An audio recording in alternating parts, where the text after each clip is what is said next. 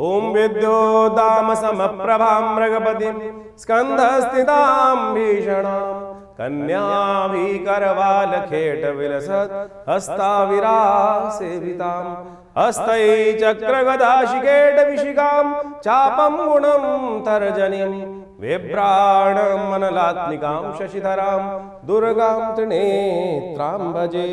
नमस्कार, स्वागत है आपका आचार्यवाणी में। मैं आचार्य डॉक्टर विक्रमादित्य आपके साथ हूँ। आज का विषय हमारा है कि जनवरी के अंत में कुंभ राशि वालों के लिए ग्रहों के योगायोग 25 तारीख का दिन सप्तमी का दिन है और ये सप्तमी रविवार की साथ पड़ रही है इस बार। और ये ऐसा योग है कि आप सत्य माने कि अद्भुत योग लेकर आया है। आपकी राशि के दृष्टिकोण से अभी हम बहुत सारे रहस्य भी खोलने वाले हैं। इस दिन ग्रहों का योगायोग यदि आपके लिए देखा जाए तो करीब करीब कई प्रकार से आपके लिए अच्छे लाभ के योग बन सकते हैं। आपकी राशि में दोपहर के बाद से कुछ महत्वपूर्ण परिवर्तन की तरफ ग्रह योग बनाते दिखाई दे रहे हैं, जो आपके लिए अच्छे नए संपर्कों को, नए संबंधों को स्थापित करने के लिए कुछ ना कुछ अनुकूलता प्रदान करने के योग बनाते दिखाई दे रहे हैं। रही बात आज जो आपका मंदार षष्ठी और साथ साथ आज जो योग बन रहा है वो बहुत ही विशेष है। भानु सप्तमी का योग बन रहा है। मंदार षष्ठी के बाद जो अगला दिन आता है वो आता है भानु सप्तमी का। भानु सप्तमी एक ऐसी तिथि है जिसको शायद लोग भूल चुके हैं। यानी भानु सप्तमी यानी सूर्य का जन्मदिन। अनादिकाल में सूर्य इसी दिन से प्रकाश देना आरंभ किए थे। माघ मास की जो शुक्ल पक्ष की सप्तमी होती है उसको भानु सप्तमी कहा जाता है।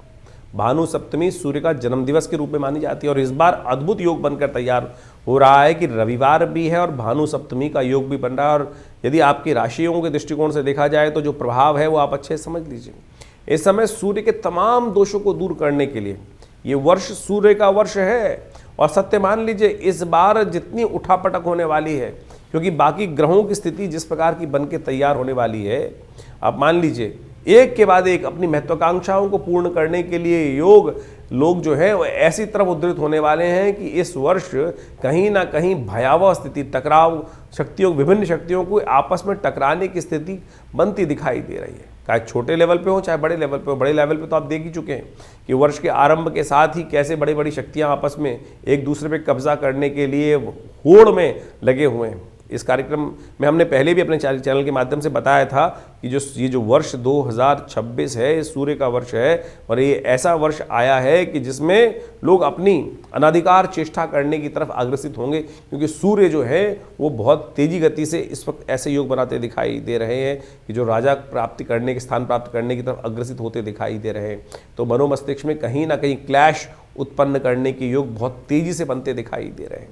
तो ऐसे में भगवान सूर्य को आपके जीवन में, क्योंकि बेकार कि हम सब आपकी राशि के दृष्टिकोण से समझें तो कैसा योग बना रहे हैं, तो कहीं ना कहीं अपने ज़बरदस्ती के अहंकार को हम यदि और ज़्यादा घी डालेंगे तो कहीं ना कहीं सूर्य के जो नेगेटिव प्रभाव को भी हम प्राप्त कर सकते हैं। तो कोशिश करें, अत्यधिक ताप जो होता है ना वो ठीक नहीं होता। एक संग जो है एक निश्चित दूरी पर रहते हुए कार्य कर लेना सबसे अच्छा होता है। एक ना अति घाम ना अति जो बहुत तेज जो ठंड वाला काम होता, दोनों चीज़ें नरमता दोनों जगह कष्ट देने की योग बनाती है। तो सूर्य को सेंटर हमारे लिए सम रूप से हमको प्रकाशित करते रहे, वैसे काम करते रहें। तो उस दिन कोशिश ये करें भगवान सूर्य के निमित्त अवश्य कुछ ना कुछ कार्य करने का प्रयास करें। आपकी राशि के दृष्टिकोण से हमें दिखाई देता है कि इस समय आपको विशेष तौर पर रविवार के दिन भगवान सूर्य को अर्घ अवश्य देना चाहिए। सूर्य के जन्मदिवस के दिन किसी बड़े व्यक्ति को जन्मदिवस देने जाते हैं तो आप माला पहना के आते हैं, कुछ ना कुछ उनका स्वागत करते हुए वस्त्र इत्यादि अलंकृत करने का प्रयास करते हैं।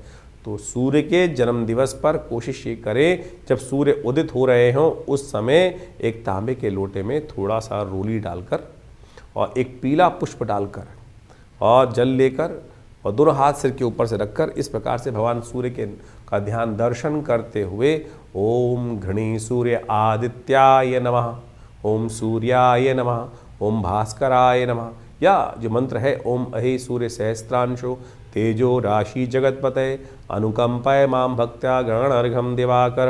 तो इस प्रकार से भगवान सूर्य का मनी मन गायत्री मंत्र का जप करते हुए भगवान सूर्य को अर्घ दें, उनका तेज का ध्यान करें और उस ओज को अपने अंदर भी ग्रहण करने का प्रयास करें। इतना छोटा सा कार्य है। यदि इसके साथ साथ गायत्री यज्ञ कर सकें, अन्न इत्यादि का, गेहूँ इत्यादि का दान कर सकें, ये भी सूर्य से ही संबंध बहुत श्रेष्ठ उपाय हैं। इनको आप करें तो आपके लिए कल्याणकारी योग बनेंगे बहुत सुंदर रूप से। इस दिन नमक का दान करना भी श्रेष्ठ दिखाई देता है। रविवार का अवसर है तो विशेष तौर पे यज्ञ आश्रम पे रहता ही है हर रोज़ की तरह, तो हमने रविवार के दिन विशेष यज्ञ को सूर्य ग्रह शांति महायज्ञ, नवग्रह शांति महायज्ञ के रूप में रखा है। तो उस दिन भगवान सूर्य की प्रसन्नता के लिए विभिन्न प्रकार के मंत्रों से यज्ञ किया जाएगा और साथ साथ आदित्य स्तोत्र का पाठ किया जाएगा। आप उस यज्ञ में सम्मिलित होकर, जो विवेकानंद योगाश्रम में रविवार को सुबह 8 बजे से आरंभ होकर करीब 11 बजे तक कार्यक्रम चलेगा। भगवान सूर्य की विभिन्न कथाओं के माध्यम से भगवान सूर्य के निमित्त विभिन्न प्रकार के यज्ञ इत्यादि मंत्र इत्यादि के द्वारा यज्ञ में आहुतियाँ देकर भगवान सूर्य के तमाम कष्टों को दूर करने के लिए, जब सूर्य शेष नहीं होता तो बहुत सारी समस्याएं देता है कुंडली के अंदर। जब सूर्य खराब चल रहे होते हैं तो स्किन डिसीज, हड्डियाँ संबंधी समस्याएँ, या आपके लिए हार लगातार हो जा रही है जीवन में, तो समझ लीजिए कहीं ना कहीं सूर्य ठीक नहीं है। बहुत ओवर एम्बिशियस आदमी है वो भी सूर्य के कहीं ना कहीं जो सेल्फ कॉन्फिडेंस व्यक्ति लूज कर चुका है और कीर्ति प्राप्त हो ही नहीं रही है। कीर्ति का संबंध भी सूर्य के साथ होता है, आत्मा का संबंध भी सूर्य के साथ ही है। तो जितने डिप्रेशन की बहुत सारी बीमारियां हैं, बहुत सारे लोग केवल चंद्रमा से जोड़ते हैं उसको, लेकिन यदि सूर्य बलहीन है कुंडली के अंदर, या पापग्रह युक्त है, या अच्छी अवस्था में नहीं है, या नवांश में अच्छी अवस्थाओं में नहीं है, ग्रह खराब ग्रहों के साथ बैठा हुआ है, तो इस प्रकार की समस्याएं उत्पन्न करने का योग दे देता है। अब है तो है, जो योग है उसको ठीक कैसे किया जाए, तो ऐसे शुभ मुहूर्त जो आ जाते हैं उस समय में हमको इनके छोटे छोटे निदान जो हैं वो कर हम बहुत बड़ा लाभ अपने जीवन में प्राप्त कर सकते हैं। तो इसलिए हमने ये सारा रहस्य आपके समक्ष रखा है। उपाय बहुत सरल है, बहुत सीधा साधा है। हींग लगे ना फिट करे, रंग चौका हुआ, कोई बहुत पैसे खर्च करने की ज़रूरत नहीं है। लोग लाखों रुपए के कुछ ना कुछ, कोई माणिक के पहनने के लिए खर्चा कर देता है, कोई सोने की अंगूठियाँ पहनने के लिए खर्च कर देता है, कोई लाखों रुपए के दान करने की व्यवस्था कर देता है। तो सीधा सरल तरीका है, भगवान के मन दिव्य से उनको अर्घ दीजिए, यज्ञ में बैठिए। हमारे आश्रम में रविवार वाले कार्यक्रम में कोई धन नहीं लिया जाता। बहुत सारे लोग कहते हैं कि कोई मेंबरशिप फीस, किसी प्रकार भी कोई खर्चा नहीं है। आप आएँ, चाहें तो बैठ के हमारे साथ उस कार्यक्रम में भाग लें। माँ भगवती आपकी समस्त मनोकामनाएं सिद्धि करें। तो ऐसे में तो बड़ा सुंदर योग बना हुआ है। सप्तमी का, गुप्त नवरात्रि में सप्तमी का योग भी है और साथ साथ गुप्त नवरात्रि का यज्ञ भी चल रहा है। तो आप इस कार्यक्रम में अवश्य भाग लेकर माँ भगवती की कृपा अपने जीवन में समस्त कष्टों को दूर करने के लिए अपना सकते हैं। तो 26 तारीख को कुंभ राशि वालों के लिए ग्रहों का योगा योग जो बन रहा है वो भी जान लीजिए कहाँ कुछ आपके साथ ग्रह करने की इच्छा में है। देखिए, इस वक्त आपकी राशि के दृष्टिकोण से यदि 26 तारीख को देखा जाए तो अष्टमी तिथि विद्यमान है, सोमवार है, भारत का गणतंत्र दिवस है और भारत के लिए तो बड़ा गौरव का विषय है कि हम जिस प्रकार से चलते हैं इस देश के अंदर, कि उसकी संविधान की पुस्तक का निर्माण भी इसी दिन एक्शन में आया था। तो आप सब गणतंत्र दिवस के लिए बहुत बहुत शुभकामना आपको।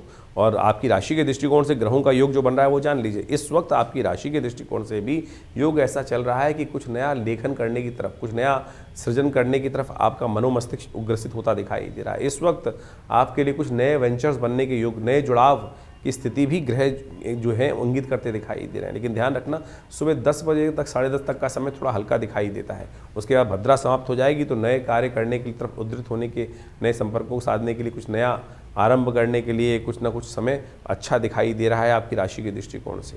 स्वास्थ्य के मामले में थोड़ा ध्यान देने की ज़रूरत है क्योंकि आपके कई सारे ग्रह 12वें भाव में एकत्र हैं और वो कहीं ना कहीं थोड़ी छोटी बातों पर कुछ ना कुछ मनोमस्तिष्क में उद्वेग उत्पन्न करते दिखाई दे रहे हैं। तो कुंभ राशि वालों, थोड़ा शांत रह के काम करने के लिए बहुत ज़रूरी, इस बात का ध्यान रखें। सोमवार का अवसर है, भगवान शिव का सुंदर पूजन करें, उनका दूधाभिषेक कर माँ भगवान शंकर का आशीर्वाद लेने का प्रयास करें तो अच्छा रहेगा।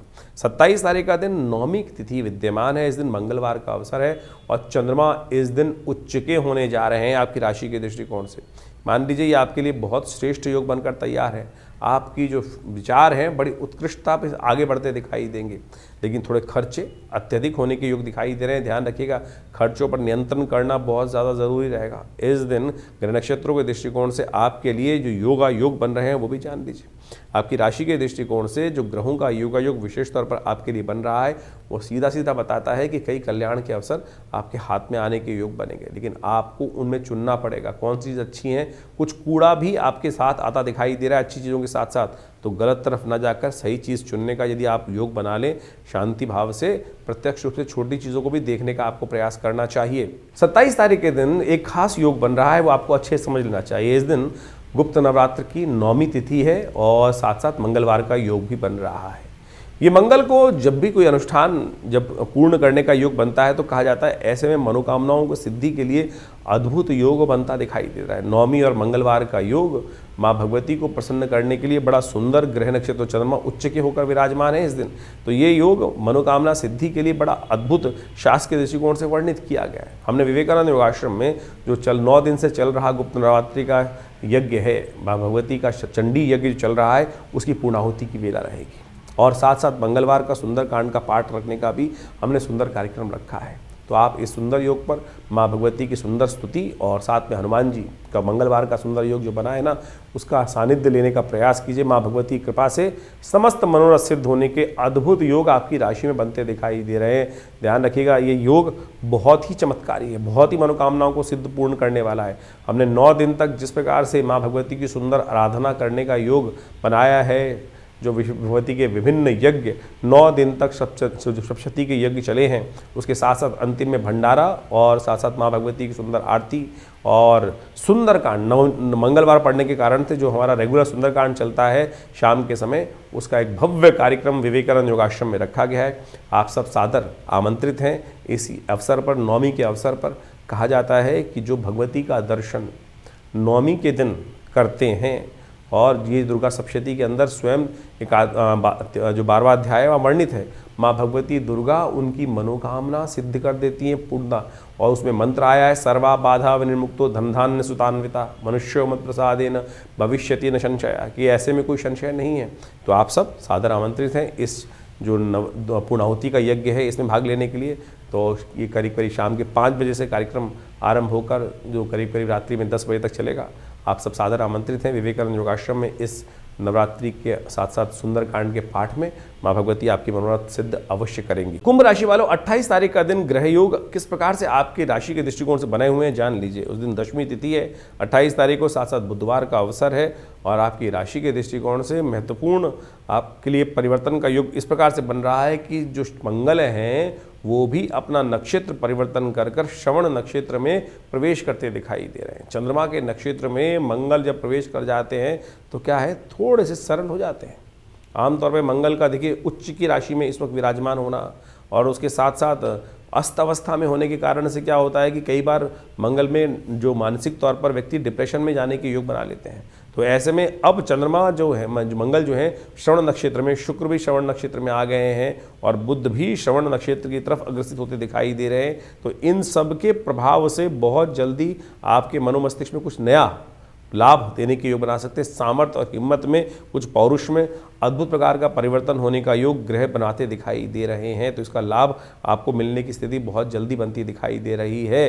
तो इस समय में मन भी शांत रहेगा और चीज़ों को समझने के लिए आपके लिए भाव आते दिखाई दे रहे हैं। तो इसलिए थोड़ा सरलता से चीज़ों को समझते हुए थोड़ा फोकस करने का प्रयास करेंगे तो चीज़ें बहुत सफल रूप से आगे बढ़ने की तरफ अग्रसर होती दिखाई दे रही हैं। और बहुत जल्दी आपकी राशि में एक अद्भुत प्रकार का धन योग बनकर तैयार हो रहा है, जो आपकी बुद्धि से आपको लाभ देने की स्थिति भी उत्पन्न करता दिखाई दे रहा है। बात कर लेते हैं 29 तारीख की। उस दिन एकादशी का योग है और साथ साथ बृहस्पतिवार के दिन एकादशी का सुंदर योग बनकर दिखाई दे रहा है। और इस दिन आपकी राशि में जया एकादशी के साथ साथ धन योग भी बनकर तैयार हो गया है, जो आपकी राशि के दृष्टिकोण से एक बात का प्रतिपादित करता है कि बुद्धि के द्वारा आपके अपने प्रयासों से चीज़ें सफलता की तरफ अग्रसित होती दिखाई दे रही है। आपके अपने बुद्धि के द्वारा उपयोग कर लेने से चीज़ों को, कई बार क्या होता है हम दूसरों के विचारों में बहुत ज़्यादा डिपेंड होते हैं और कई बार 4-5 लोग हमें एक चीज़ को बताने का प्रयास करते हैं तो हम कन्फ्यूज़ हो जाते हैं। इस समय मान लीजिए आपके अपने विचार, अपनी बुद्धि, अपने कर्म से आपके लिए चीज़ें सही होने के योग बन रहे हैं। रवि योग बनकर तैयार है आपकी राशि के दृष्टिकोण से।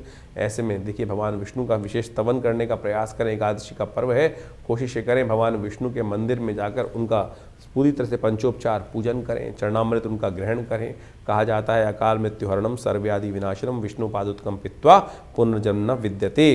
30 तारीख का दिन क्या कुछ कर रहा है आपके लिए जान लीजिए। द्वादशी तिथि का योग है, उस दिन शुक्रवार का सुंदर योग बना है और आपकी राशि में धन योग बनकर जो चल रहा है वो कहीं ना कहीं शुक्र उदय होने के साथ साथ बहुत बड़ा आपके लिए लाभ के रास्ते को खोलता दिखाई दे रहा है।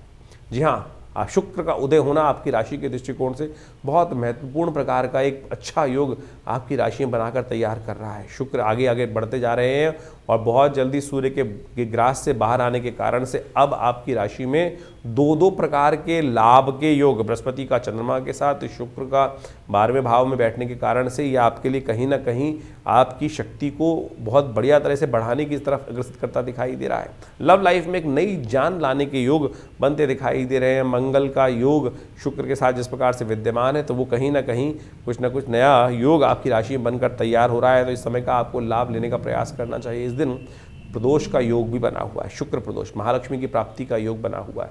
तो शाम को हो सके तो सुगंधित द्रव्य के द्वारा भगवान का अभिषेक करने का प्रयास करें। भगवान शंकर का देखिएगा आशीर्वाद मिलेगा, चीज़ें आपके लिए पॉजिटिव रूप में प्राप्त करने के योग बनेंगे। 31 तारीख का दिन आपकी राशि के दृष्टिकोण से पूरी तरह से अच्छा योग बनता दिखाई दे रहा है। शुक्र और ज़्यादा मंगल के साथ सन्निकट एक योग बना रहे हैं, क्योंकि वो धनिष्ठा में प्रवेश कर रहे हैं। ये धनिष्ठा में प्रवेश करने के कारण से शुक्र की शक्ति और बड़ी होती दिखाई दे रही है, जो आपके लिए चीज़ों में कहीं ना कहीं एक नई एनर्जी को देने की स्थिति उत्पन्न करती दिखाई दे रही है। चाहे आपके रिलेशनशिप्स के बारे में हम बात करें, वो रिलेशनशिप भी सफलता की तरफ बढ़ती दिखाई देंगी, और साथ साथ कुछ ना कुछ नया इमोशनल पॉइंट ऑफ व्यू से भी आपके लिए दिन बड़ा सेटिस्फैक्ट्री लेवल पर दिखाई देता है। शनिवार का दिन है, तो कोशिश ये करें इस दिन ग्रह योग के अनुसार से थोड़ा सा परिवर्तन का योग बनेगा। दिन बहुत अच्छा दिखाई देता है, लेकिन शाम आते आते कहीं ना कहीं स्वास्थ्य पर चीज़ें भारी पड़ने के योग भी आपकी राशि में बन रहे हैं। थोड़ा महामृत्युंजय मंत्र का जप करें या काली उड़द का दान करें, दोनों आपके लिए श्रेष्ठ रहेंगे। तो इस प्रकार से आपने ग्रहों का योगा योग समझा। ग्रहों के योगा योग के कारण से ही जीवन में घटनाओं का जो आगे सृजन होता है वो वास्तविक तौर पर समझा जा सकता है। ग्रहों का योगा योग कब हमारे लिए शुभ है, कब हमारे लिए अशुभ है, ये ज्योतिष की काल गणना बहुत प्रत्यक्ष रूप से समझा सकती है। आने वाला समय किस करवट बैठने वाला है, हमारे साथ क्या कुछ होने के योग हैं, और कब हम अपने जीवन के योगा योगों को अपने लिए शुभ उपयोग कर सकते हैं, इसको इस प्रकार समझें। बहुत सारे लोग कहते हैं कि नहीं ऐसा कुछ नहीं हो सकता है। बिल्कुल, आप तो हर रोज़ इसी प्रकार का कार्य करते हैं। आपके अनुभव से आपको पता है कि कब सर्दी आने वाली है, कब गर्मी आने वाली है, कब बरसात होने के योग हैं। तो आप अपने आप को उससे पहले तैयार कर लेते हैं। सर्दी से पहले गर्म कपड़े खरीद लेते हैं, और गर्मी आने से पहले उसके अनुसार से अपने घर में व्यवस्था कर लेते हैं, जिससे आपके लिए क्या होता है कि वातावरण के अनुसार से अपने आप को व्यवस्थित करने का मार्ग बन जाता है। ये आपका अनुभव है।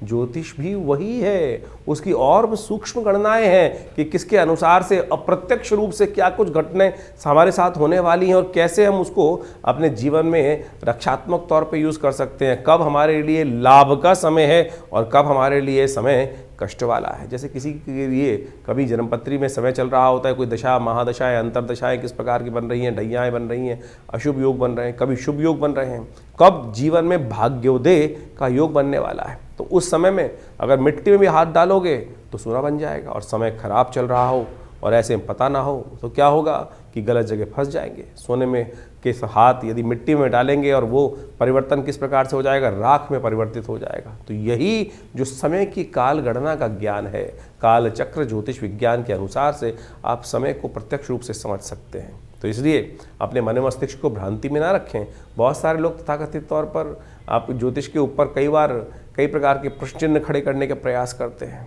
और बहुत सारी अनेक व्यंग्यात्मक तौर पे बहुत सारी बातें चलती रहती हैं। हम भी देखते रहते हैं कभी कभी बहुत सारे लोग व्यंग्यात्मक तौर पे जिन्होंने मजाक उड़ाना है वो मजाक उड़ाते रहेंगे। तो आप कोशिश ये करें, ज्योतिष विज्ञान के माध्यम से लाखों वर्षों से लोगों ने इसका लाभ लेते आए हैं, और प्रत्यक्ष रूप से आप भी अपने जीवन में ग्रहों की गणनाओं को अच्छे से समझकर कार्य करने का प्रयास करें। चिंता ना करें। कई कुंडलियों में बहुत सारे अशुभ योग होते हैं। कोई अपने मनोमस्तिष्क में ऐसी विचित्र विडंबनाएं लेके बैठ जाते हैं। अब क्या हुआ, किसी के बच्चे की कुंडली में जन्म हुआ और वो मांगलिक निकला, या कोई और योग निकल आया, किसी कुंडली में अशुभ किमुद्रम योग निकल आया, और तो उसके कारण से बहुत सारी भयावह स्थिति बन जाती हैं। लेकिन यदि आपका ज्ञान सही है, ज्योतिष के अंदर कारण जान के निवारण के मार्ग भी तो जगह जगह समय समय समाधान जो है वो जगह जगह बताए गए हैं, और सत्य माने वो समाधान प्रत्यक्ष रूप से कार्य करते हैं। चाहे वो महामृत्युंजय मंत्र हो, चाहे वो लक्ष्मी प्राप्ति के मंत्र हो, चाहे वो विभिन्न प्रकार के अनुष्ठानित चीज़ों में किए जाने वाले प्रयोग हों, उनके द्वारा सब चीज़ें परिवर्तन करने का मार्ग बिल्कुल प्रत्यक्ष रूप से बन सकता है। सकल पदार्थ है जग माही, और एक बात समझ रहे हैं, कर्महीन पुरुष पावत ना ही। तो इसलिए ऐसा कुछ नहीं है जिसको आप परिवर्तन की तरफ नहीं ले जा सकते। प्रयास की आवश्यकता है, सही दिशा में सोचने की आवश्यकता है, सही दिशा में कर्म करने की आवश्यकता है, सही दिशा को पकड़कर उस पर चलने की आवश्यकता है। तो ज्योतिष विज्ञान कभी भी किसी को भ्रांति में नहीं रखता है और आप सब इस तमाम जो निदान के तरीके हैं उनको अच्छे से अपने जीवन में सरलता के साथ अपनाने का प्रयास करें। हमारा इस कार्यक्रम के माध्यम से आपके समक्ष जुड़ने का एक ही उद्देश्य रहता है कि पौराणिक ज्योतिष जो है, जो वो कथाओं के माध्यम से हमारे विभिन्न शास्त्रों में बताई गई हैं, योगा योग के माध्यम से विभिन्न शास्त्रों में बताई गई हैं, उन समस्त चीज़ों को आपके समक्ष रखें। और एक बात समझें, जो टोटकों के चक्कर में व्यक्ति फंसे रहते हैं ना, उसके कारण से नुकसान होने के योग बन जाते हैं। उनका कोई बेस नहीं होता है करना जो बिना किसी के तथ्यों के बहुत सारे टोटकों का आज की तारीख में जो प्रचलन सा हो गया है। हमारे विभिन्न प्रकार के तथाकथित तौर पर विद्वान जो उपस्थित हो जाते हैं, जो शास्त्र को मानते नहीं हैं और कुछ भी अनर्गल प्रलाप अपने कुछ बातों को करते रहते हैं। जैसे एक बहुत सारी बातें आजकल चलती हैं कि जो ग्रह आपका बहुत अच्छा हो उसका दान नहीं करना चाहिए। कहाँ लिखा है? सोच के दान देना चाहिए क्या? जिस प्रकार से अगर सोच के दान दे रहे हैं तो फिर दान का फ़ायदा ही नहीं है, फिर तो व्यवसाय हो गया। फिर वो व्यवसाय कर रहे हो तो फिर उस दान का फ़ायदा ही क्या है? तो इस प्रकार का आप समझें कि किसी कुंडली में किसी ने कहा जी बृहस्पति बहुत अच्छा है, आप बृहस्पति की चीज़ों का दान करना बंद कर दो। आपका शनि खराब है तो आप शनि की चीज़ों को दान कर दो। और उसको अगर आपने कोई ग्रह सबसे अच्छा है जिसकी वजह से आपकी कुंडली में पैसा आ रहा है, उसकी चीज़ों को आपने दान कर दिया तो आपके भी शुभ योग चले जाएंगे। शास्त्र में ऐसा कोई प्रमाण नहीं निकलता, ना मिलता है, ना बताया गया है, ना किसी ग्रंथ में लिखा है। ये केवल आज तथाकथित तौर पर कुछ जो अपने आप को ज्योतिष में एक स्टंटबाजी करने का प्रयास करते हैं, उनके द्वारा ऐसी भ्रांति उत्पन्न करने का प्रयास किया गया है। तो आपसे अनुरोध है कि आप इन सब की बातों को जहाँ जिसकी आवश्यकता है तो उसको आप करने का प्रयास करें, और तो उससे कल्याण होगा, रास्ते भी बनेंगे और जीवन में सुख भी पदार्पण करने के योग बनेंगे, पुण्य जागेंगे। पुण्य को जगाने का हम प्रयास करें। तो इसलिए जो जो हमारे शास्त्र के दृष्टिकोण से जो पुण्य पर्व आ रहे हैं, जैसे आपके समक्ष हम हमें समय बताते रहते हैं पंचांग के माध्यम से कि ये पुण्य पर्व है, इसके दिन इस दिन ये कार्य किया जाए तो बहुत सारे कष्ट निवारण का योग बन जाता है। तो वो अवश्य, और उसके लिए जो टेस्टिमनीज़ हैं वो हमारे पुरानी कथाओं के माध्यम से शास्त्रों में, विभिन्न पुराणों में और विभिन्न ग्रंथों में टेस्टिमनीज़ के तौर पे कथा के माध्यम से बताई गई हैं। चाहे वो सत्यनारायण कथा ही बताई गई है। बहुत सारे लोग तो सत्यनारायण कथा को बड़े व्यंग्यात्मक तौर पे करते हैं कि वैसा हो गया वैसा हो गया। अरे वो टेस्टिमनी है, घटी तो उसके लिए उसको लिखित किया गया। ऐसे जीवन में घटना घटी कि एक नाम के स्मरण मात्र से, तो उसको आप व्यंग्यात्मक तौर पे लें। जब आपके साथ घटेगी तब आप प्रत्यक्ष रूप से समझेंगे, तब जाकर आपको पता चलेगा। एक से एक असंभव से असंभव बात होने वाली प्रकृति में घटनाएं घटती हैं और उसको लिखित किया गया है, शास्त्र में बताया गया है। तो इसको आप व्यंग्यात्मक तौर पे जो लोग समझने का प्रयास नहीं करते हैं, व्यंग उड़ाने का प्रयास करते हैं, वो उनकी मूर्खता है। तो हमारा आपसे अनुरोध है कि आप जो भी प्रश्न जानना चाहें चिंता ना करें, चाहे आपके मन में कैसी भी शंका हो, हमारे इस जो सोशल मीडिया अकाउंट है हमारा जो चैनल का है उसमें आप जाके लिख सकते हैं। हम आपको उनके प्रश्नों का निदान भी कोशिश करेंगे, प्रयास करेंगे। लेकिन बहुत सारे प्रश्न आते हैं तो उनके लिए बहुत सारी दिक्कत हो जाती है। तो हमने रविवार का दिन विवेकानंद योगाश्रम में रखा हुआ है।